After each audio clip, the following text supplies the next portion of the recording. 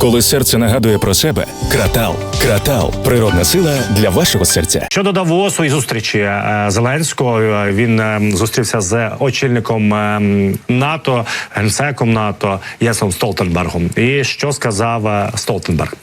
Переговорний процес дуже тісно пов'язаний із ситуацією на полі бою, зазначив генеральний секретар НАТО. Наразі нема жодних ознак того, що президент Російської Федерації Владимир Путін планує мирні переговори щодо завершення війни в Україні.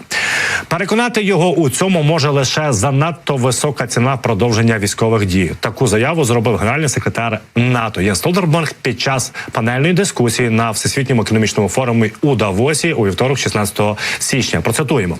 Що ми можемо зробити? Так це просто максимізувати ймовірність того, що на якомусь етапі президент Путін зрозуміє, що продовження цієї війни матиме занадто високу ціну. І тоді на якомусь етапі йому доведеться сісти і домовлятися про якийсь справедливий і міцний мир, у якому Україна переважатиме як суверенна незалежна держава. І парадокс полягає в тому, що якщо ми хочемо, щоб це сталося, мирне і справедливе завершення цієї війни, шлях до нього – більше зброї для України, заявив генсек НАТО. Столтенберг також вважає, що чим більше ми надійні в нашій військовій підтримці, то більша ймовірність того, що дипломати допоможуть успіху. Бо події за столом переговорів із дипломатами дуже тісно пов'язані із ситуацією на полі бою. Цитуємо, немає жодних ознак того, що Путін планує мир зараз, але він це зробить, коли зрозуміє, що ми не здамося, що у нас є військова міць, щоб підтримувати Україну, резюмує генсек. Ну от, власне, в чому дуже правий Столтенберг, що аби сісти за стіл теоретичних перемовин, треба, аби Збройні сили України отримували достатню кількість озброєння, аби вони отримали достатню кількість снарядів. І саме тому от ми говоримо про Шольца, про Німеччину і про те, що зараз Німеччина після зустрічі з Байденом Шольц заявив, знову ж таки повторюся, що виділення коштів буде в 2 рази більше для України, більше 7 мільярдів євро. І вони зараз ініціюють якраз ревізію, так би мовити, всього, що постачається в Україні. Бо є, так би мовити, чуйка в Шольца, що не все, що обіцяють наші союзники, надходить в Україну. Попри це, хочу вам нагадати, що Міноборони Болгарії заявило, що їхні оборонні підприємства працюють 24/7 в 3 зміни для виробництва снарядів, для виробництва усього необхідного, в першу чергу, для України. І також країни Скандинавії, Швеція і їхні одне з підприємств нам повідомило, що збільшує виробництво кількості снарядів 155-го калібру натівського взірця.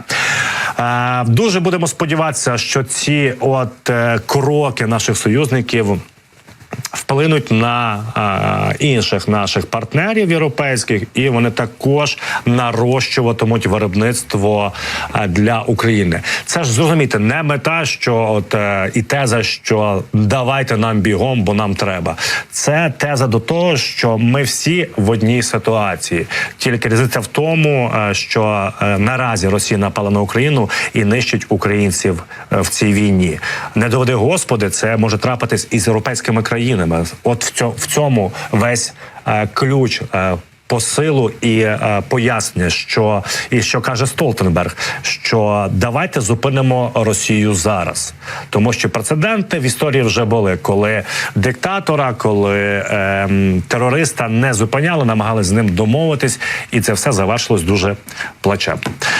Власне, союзне государство є на півночі, на нашому кордоні, це є Білорусь, і останнім часом щось не дуже комунікують Путін і Лукашенко, але тим не менше певні процеси і тенденції там відбуваються. Давайте про це і більше говорити.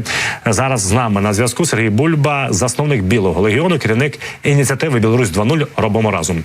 Пане Сергій, вітаю! Слава Україні! Живе Білорусь! День добрий, героям слава, живі вічно. От остання інформація, що білоруські військові поїдуть до Російської Федерації переймати досвід так званого СВО. Наскільки це серйозно, наскільки це масштабні ці міграції, чи це все робиться для вигляду співпраці? А ви ведаєте, не постійно робиться. Постоянно ездить, наприклад, спеціалісти служби ракетно-артилерійського озброєння білоруської, от з цієї бази Колосова, де у Тимліку було підозріння, що може бути розміщена ядерна зброя, то яны і ў мінулым годзе яны ездзілі навучацца ў Расію, то бок пастаянна ідзе ты ўзаемаабмен. Ну і давайте узгадаем, што калі толькі пачыналася вот это акупацыйнае дзеянне супраць Украіны з тэрыторыі Беларусі, то беларусы вельмі выхваляліся тым, што нашы інструктары зараз падрыхтуюць тут расійскіх модыкаў.